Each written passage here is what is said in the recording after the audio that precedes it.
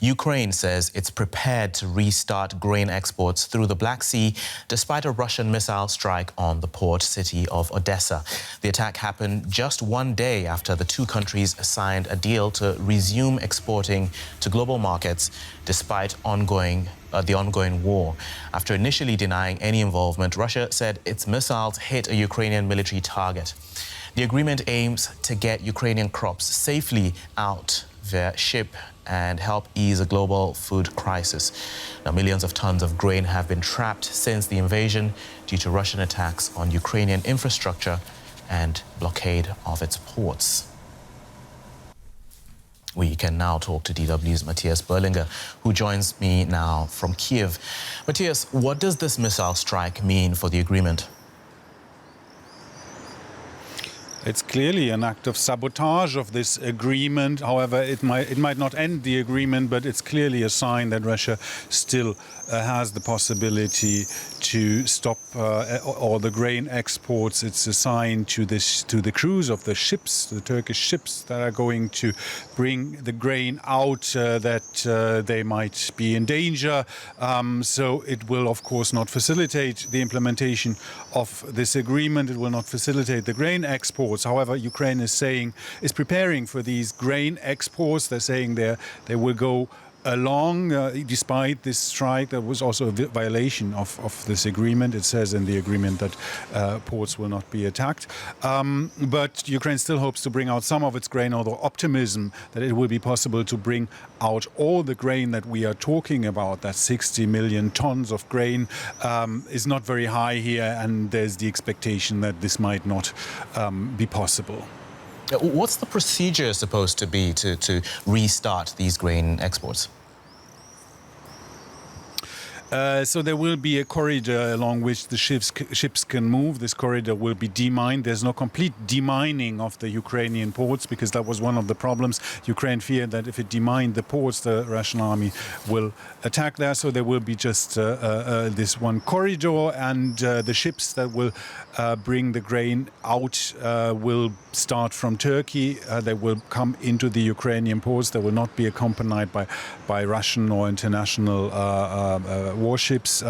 They will sail into these ports, will load the grain and then sail out. These ships are exclusively Turkish companies that have the right to operate these ships, and then they will unload in Turkey, and Turkey will then redistribute the grain onto other ships and onto other routes. Russia will inspect these ships before they start off the Turkish port. Russian officials and military people will be in the Turkish ports, so they will make sure that no weapons can be shipped on the way in by these boats. All right, DW's Matthias Berlinger in Kiev. Thank you for that update. Russian Foreign Minister Sergey Lavrov says his country is aiming for regime change in Ukraine and hopes to unite Ukrainians and Russians. He made the comments in Cairo during the first leg of a tour of African countries.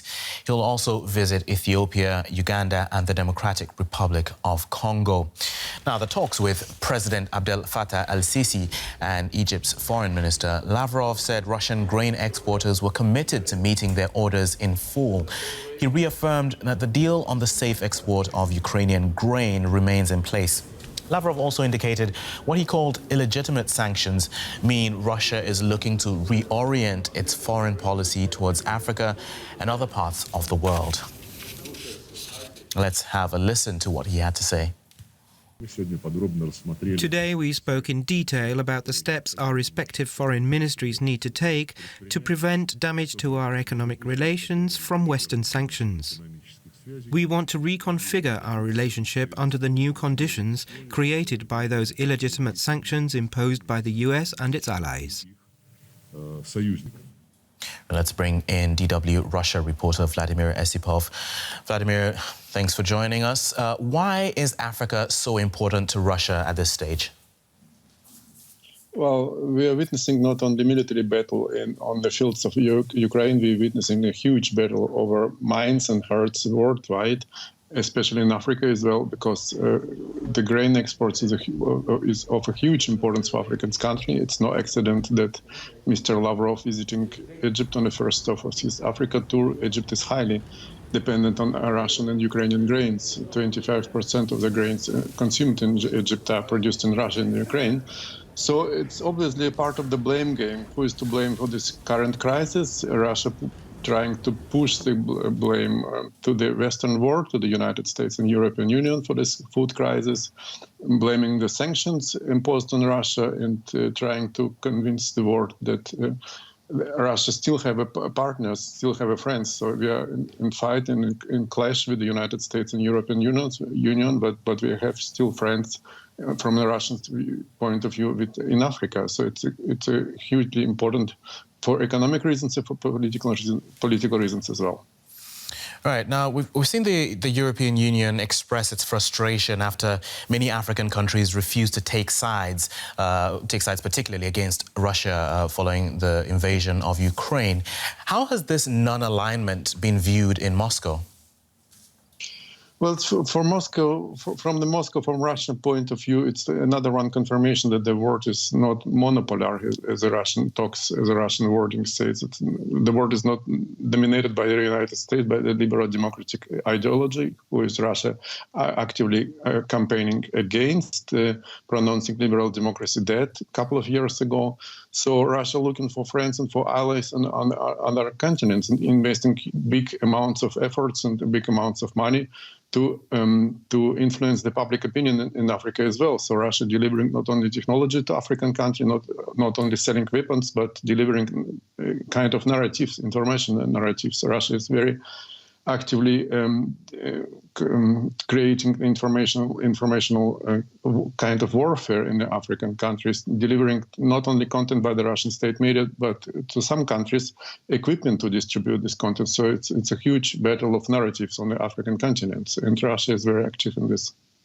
And this goes a long way back. Can you remind us briefly of Moscow's historical ties to African countries? Yes, absolutely. In some countries, this history of the cooperation with Soviet Union